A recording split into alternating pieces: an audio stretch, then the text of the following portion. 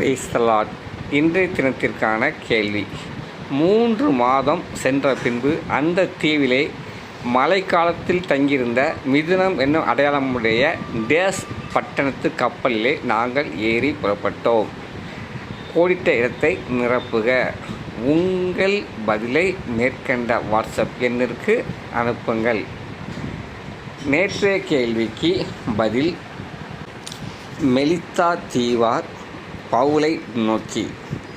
நேற்றைய கேள்விக்கு பதில் சொன்ன முதல் 3 பேருடைய புகைப்படமும் மற்ற அனைவருடைய பெயரும் இடம்பெற்றுள்ளது. நம்முடைய சேனலை லைக் பண்ணுங்கள், ஷேர் பண்ணுங்கள், சப்ஸ்கிரைப் பண்ணுங்கள். நன்றி.